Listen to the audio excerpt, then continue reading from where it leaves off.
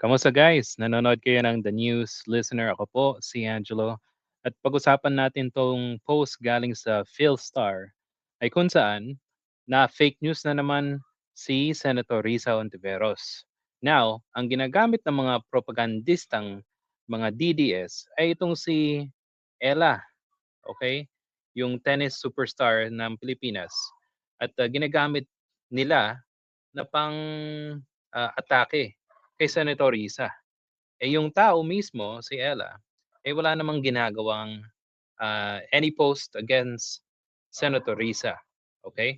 So yan, pag-uusapan natin at ipapakita natin yung mga propagandistang DDS na kilalang kilala nyo na kung sino. At least, para malaman ng mga ibang Pilipino na itong mga tao na to ay nagpapalaganap ng mga fake news, disinformation para atakihin yung political rival ng mga Duterte, which is yung mga ah, kay Senator Risa, yung kay Bongbong Marcos sa mga kalyado ng administrasyon, kalyado ng mga dilaw, mga tinklawan, okay? Ang goal natin dito, syempre, is mapamulat yung mga Pilipino na yung mga taong ito ay dapat hindi sinusunod at dapat i-report. Kasi kung palaging active yung kanilang account at ganito yung kanilang ginagawa, eh parang hinahayaan lang ng Meta ng Facebook na sige, magpalaganap kayo ng fake news. At napaka hirap hirap itong kumbaga i kunin at kasi ang dami nilang source of funds. Okay? So, well, anyway, let's talk about that. Galing dito sa post ng Philstar at basahin natin yung original post nila. Okay? And later, punta tayo kay page ni Senator Risa Ontiveros. So, kahapon ito, at sabi dito, Risa didn't ask Ella.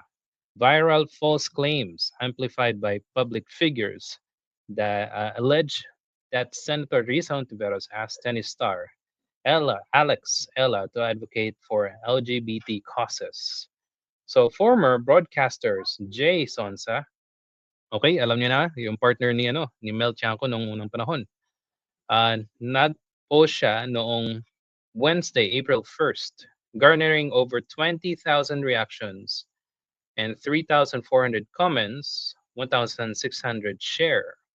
Tapos itong si Malu, ay hindi niya sinasabi niya hindi daw siya DDS, ay nag-post siya sa X, which gained over 100 reposts and likes. O, di ba? Mismong mga dapat mga journalist at mga tinatawag natin tong political scientist na si Malu, tsaka itong si Jason sa alam mo na dapat na yung mga pinopost nila ay authentic tapos hindi fake news, eh ginagawa pa rin nila.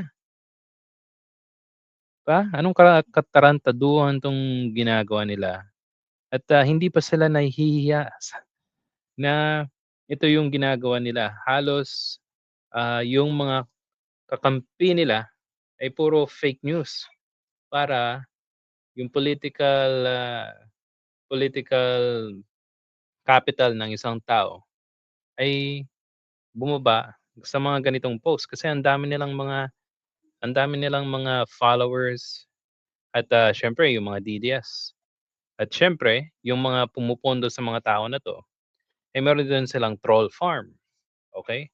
Actually, alam natin na at napag-aralan ng mga ah, media organizations dito sa Pilipinas na ang dami nilang troll farms na tumutulong sa kanila.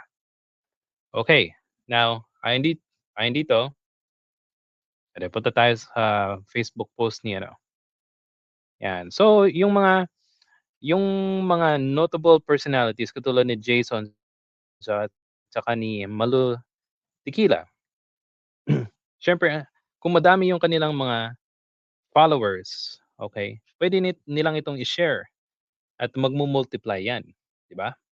'Yan ang role ng mga key figures katulad nila.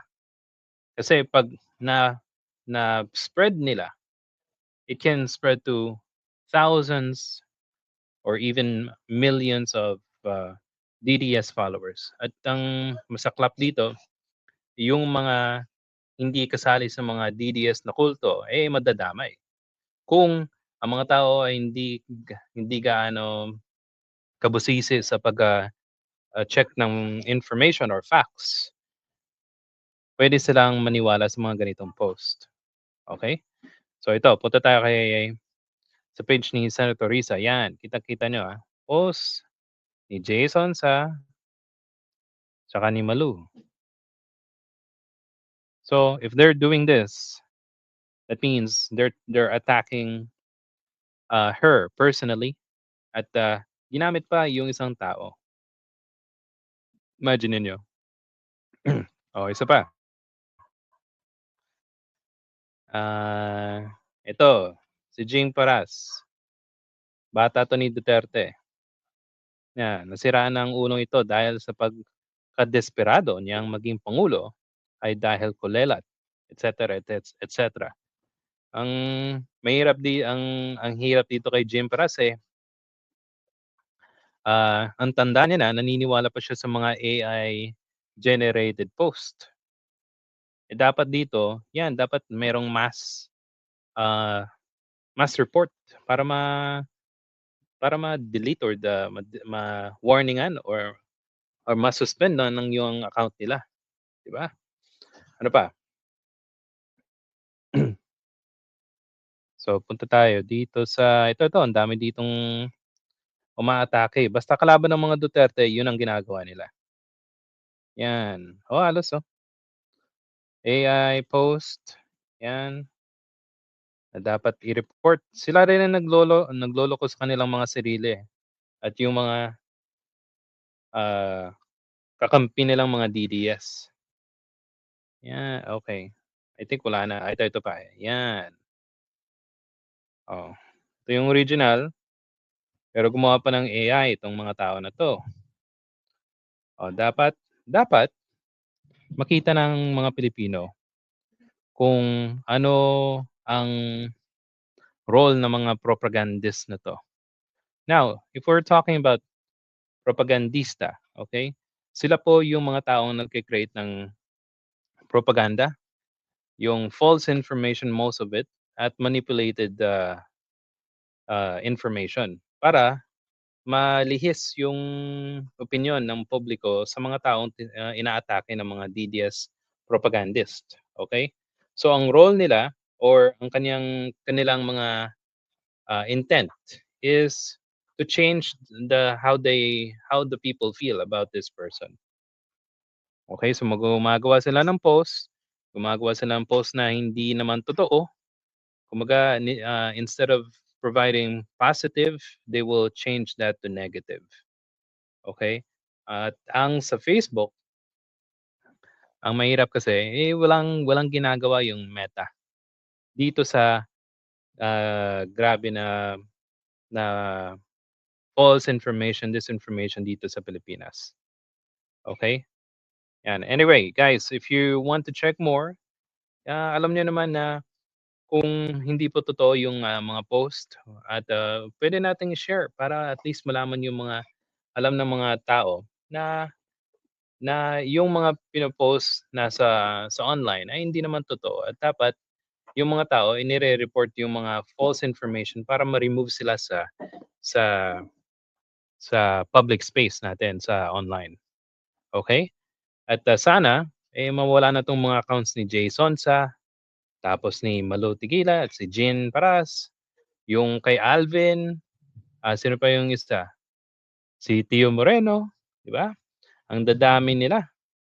Ang mahirap, eh, hinahayaan lang 'to na hindi kumbaga hindi mawala. At sana, mas madami pong mga Pilipino na mas matalino ngayon para malaman yung mga ganitong, ah, impormasyon. So salamat po, yun na po at, kung meron po kayong komento, suggestion sa ating video, paki-comment po sa ating comment section. Kung nagustuhan niyo po ito, please hit the like and subscribe button. Salamat and see you po sa susunod na video.